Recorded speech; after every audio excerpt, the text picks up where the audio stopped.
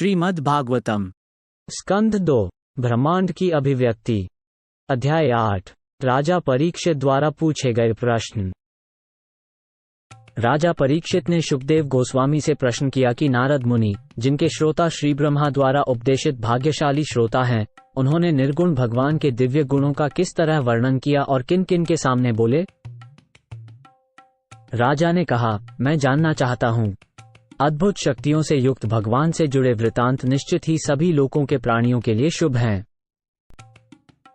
हे अत्यंत भाग्यशाली शुकदेव गोस्वामी, कृपया मुझे श्रीमद् भागवत सुनाएं ताकि मैं अपना मन परमात्मा भगवान श्री कृष्ण में स्थिर कर सकूं और इस प्रकार भौतिक गुणों से सर्वथा मुक्त होकर अपना ये शरीर त्याग सकूं। जो लोग नियमित रूप से श्रीमद् भागवत सुनते हैं और इसको अत्यंत गंभीरता पूर्वक ग्रहण करते हैं, उनके हृदय में अल्प समय में ही भगवान श्री कृष्ण प्रकट हो जाते हैं। भगवान श्री कृष्ण के परम तत्व रूपी शब्दावतार श्रीमद् भागवत आत्म साक्षात्कार प्राप्त भक्त के हृदय में प्रवेश कर जाते हैं। उसके स्नेहपूर्ण संबंध रूपी कमल पुष्प पर विराजमान होते हैं और इस प्रकार काम, क्रोध और लोभ जैसी भौतिक संगति के कणों को धो डालते हैं। इस रूप से ये कीचड़ से भरे तालाबों में शरद ऋतु की वर्षा के समान कार्य करते हैं। एक बार भक्ति के द्वारा जिसका हृदय स्वच्छ हो जाता है, ऐसा भक्त श्री कृष्ण के चरण कमलों का कभी त्याग नहीं करता, क्योंकि जैसे एक यात्री कष्टकारी यात्रा के बाद अपने घर पर संतुष्ट होता है, उसी प्रकार भगवान कृष्ण उसकी परम तुष्टि पूरी करते हैं। हे ज्ञानी ब्राह्मण, दिव्य आत्मिक आत्मा भौतिक शरीर से भिन्न है, तो क्या उसे आत्मा को किसी कारणवश या अनायास ही शरीर मिलता है? यह आपको विदित है, अतः कृपया मुझे समझाइए। यदि पूर्ण पुरुषोत्तम भगवान, जिनके उदर से कमलनाल प्रकट हुआ है, अपनी माप के अनुसार विशाल शरीर धारण कर सकते हैं, तो फिर भगवान के शरीर और सामान्य जीवों के शरीर में विशेष क्या अंतर है? ब्रह्मा जी, जो किसी भौतिक कारण से नहीं बल्कि भगवान की नाभि से निकलने वाले कमल के फूल से उत्पन्न हुए हैं, वे इस सृष्टि में जन्म लेने वाले सभी प्राणियों के सृष्टा हैं। निश्चय ही भगवान की कृपा से ही ब्रह्मा जी भगवान के रूप को देख पाए। कृपया उस भगवान के स्वभाव के बारे में भी बताएं जो प्रत्येक हृदय में परमात्मा के रूप में और सभी शक्तियों के स्वामी के रूप में विराजमान है, लेकिन उनकी बाहरी शक्ति उनका स्पर्श तक नहीं कर पाती है।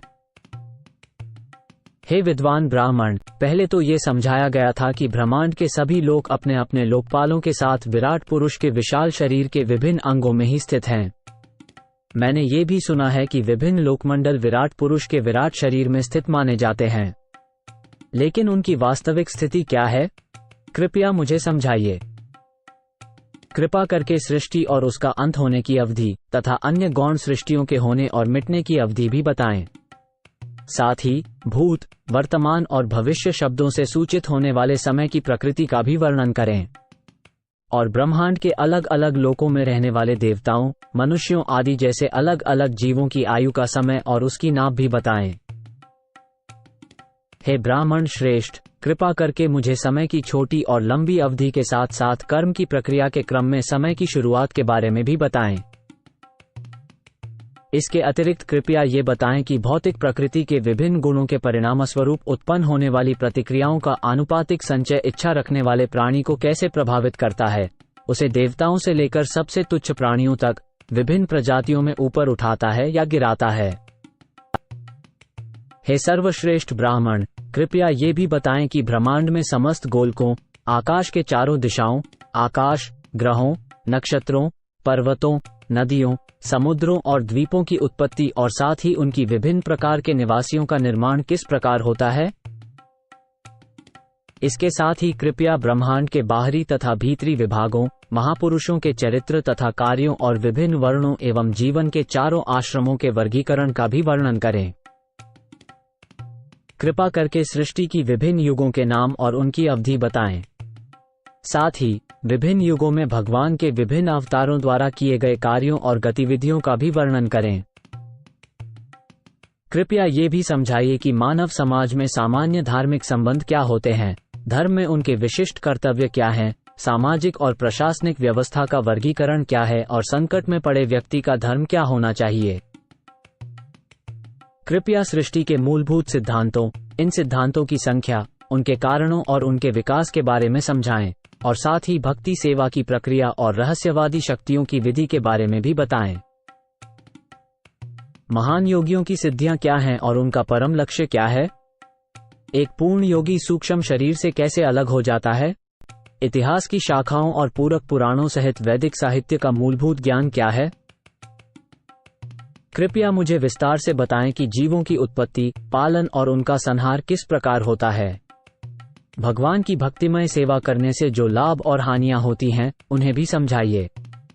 वेदों और उपवेदों में वर्णित धार्मिक कार्यों के विधि विधान क्या हैं और धर्म, अर्थ और काम के साधनों को प्राप्त करने के तरीके क्या हैं? कृपया ये भी बताएं कि भगवान के शरीर में समाहित जीवों की उत्पत्ति कैसे होती है और पाखंडी लोग इस संसार में कैसे प्रकट होते हैं।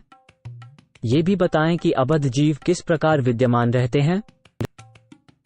स्वतंत्र भगवान अपनी अंतरंग शक्ति से अपनी लीलाओं का आनंद लेते हैं और प्रलय के समय बाहरी शक्ति को ये लीलाएं समर्पित कर देते हैं और स्वयं एक साक्षी के रूप में बने रहते हैं। हे भगवत स्वरूप महर्षि, कृपा करके मेरे उन सभी सवालों का जवाब दीजिए जो मैंने आपसे पूछे हैं, और उन सवालों का भी जिन्हें पूछना मैं शुरू से ही भूल गया हूँ। चूंकि मैं आपके शरणागत हूँ, इसलिए कृपया इस विषय में मुझे पूर्ण ज्ञान प्रदान करें।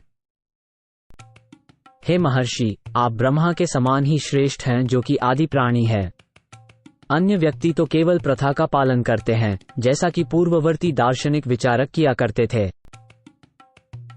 हे विद्वान ब्राह्मण, अच्युत भगवान के संदेश के अमृत का, जो आपकी वाणी रूपी समुद्र से बह रहा है, मेरे द्वारा पान करने से मुझे उपवास रखने के कारण होने वाली कोई भी थकान महसूस नहीं हो रही है। सूत गोस्वामी बोले, जब महाराजा परीक्षित ने भक्तों के साथ भगवान श्री कृष्ण की कथा कहने के लिए शुकदेव गोस्वामी को आमंत्रित किया तो वे अति प्रसन्न हुए। उन्होंने महाराज परीक्षित के प्रश्नों का उत्तर यह कहकर प्रारंभ किया कि इस तत्व ज्ञान को सर्वप्रथम स्वयं भगवान ने ब्रह्मा से उनके जन्म के समय कहा था। उपवेद श्रीमद्भागवत वेदों का अनुकरण करता है। उन्होंने राजा परीक्षित द्वारा पूछे गए सभी प्रश्नों का उत्तर देने के लिए स्वयं को तैयार किया। महाराज परीक्षित पांडु वंश में सबसे श्रेष्ठ थे, इसलिए वे सही व्यक्ति से सही प्रश्न पूछने में सक्षम हुए।